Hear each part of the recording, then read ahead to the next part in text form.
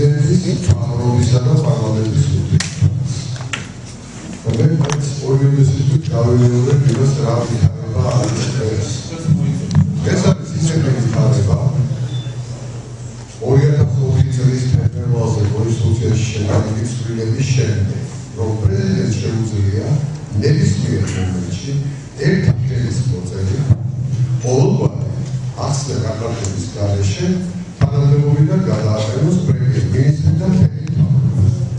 რა ხდება ამის შემდეგ? პრეზიდენტი ამსვლელი პარლამენტს აღუდგენს თავისი სასულიერო მთავრობის შემადგენლობას და პარლამენტმა უნდა ეწევა დონის გაუცხადება. თუ პარლამენტმა სამჯერ არ გამოუცხადა დონა და ეს შეიძლება დაგრძელდეს ეს პროცესი 25 წლის განმავლობაში, ამის შემდეგ პრეზიდენტს უფლება აქვს თავისი სასულიერო მთავრობა დანიშნოს მიუხედავად იმისა, რომ პარლამენტი ამას არ რა ხდება ამის შემდეგ? ამის შემდეგ, როდესაც გავავალე პარლამენტის არჩევნიდან 6 თვე, ეს არის 2 აპრილიდან პრეზიდენტს უფლება ეკნება კიდევ ერთხელ წარუდგენოს პარლამენტს თავისი მთავრობა, დონის მისაღებად, ანუ დასაწყისად, მოგვიანებით და თუ პარლამენტმა კვლავ არ დაუჭირა მხარებას, პრეზიდენტი დაიხმოს. ამის მერე ჩვენ გვეყოლება დათხოვილი პარლამენტი პრეზიდენტის მიერ დანიშნული მთავრობა, რომელსაც არაცხოდ პარლამენტის მთავრობა და 2 თვის შემდეგ უნდა გაიმართოს პარლამენტის არჩევნები. და მთელი ამ წლის განმავლობაში ქვეყანაში იქნება ის მთავრობა, რომელსაც არ ეკნება პარლამენტის ანუ ხალხის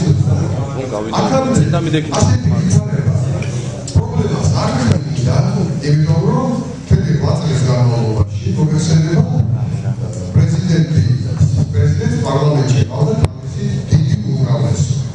მაგრამ გასული წლის ოქტომბრის არჩევნების შემდეგ ვითარება შეიცვალა. ხალხმა თავისი ნება გაუხადა იმით, რომ ეს პარლამენტში პრეზიდენტის პარტია არის ოპოზიციაში და არის უძიებაში. რა შეიძლება მოხდეს იმ შემთხვევაში, თუ პრეზიდენტი მოიქცა ისე, რის უფლებასაც მას აძლევს კონსტიტუცია. მე ვიტყოდი სხვაგვარად. თქვენთან მოიქცა არა გოლი. რადგან გადააყენა თანამდებობიდან გიზინგერ ივანიშვილი. ესე იგი ყველა მინისტრიც.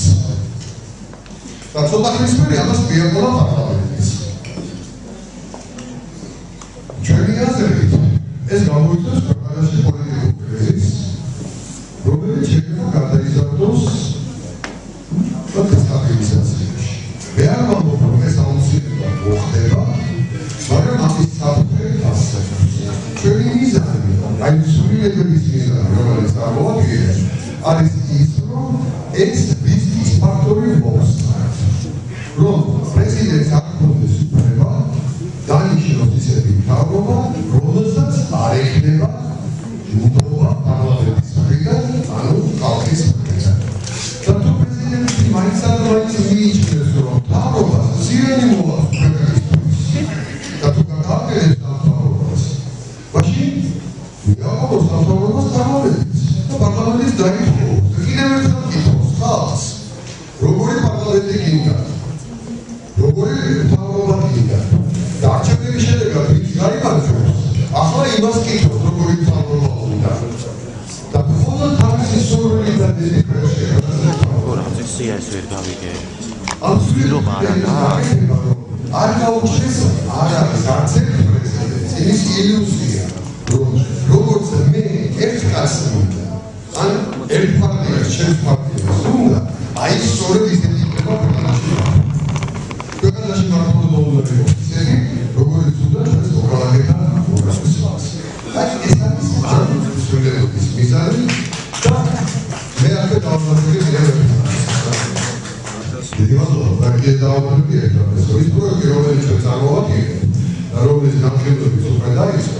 Sapersa c'è molto la società, ma c'è sempre c'è poi il specializzato che sta studiando. Roba sarà c'è tanto che mi arriva, quella si gasa che da capo იმის მისმირთებისა ისალბაზეს მეგეცავთ ახლა და წარმოადგენს იარაღება რომ კონსტიტუციის მეოთხე დაემატოს კიდევ ერთი პუნქტი სადაც ყველა სხვა ნუსხი გაწერილი ერთად იქნება თავმოყრილი და ნათლად ჩამოყალიბებული ერთი დონის სახით რომ ვინმეს არ გაუჩნდეს იმის ილუზია რომ არა ასე კი არა ისე წერია ეს კი არა ის ილუზია ამ პროექტის ინიციატორებისთვის ასევე მისაღებია წერილი ჯოვა რომ ფიქრობთ რომ როგორ პარლამენტში დაიწყება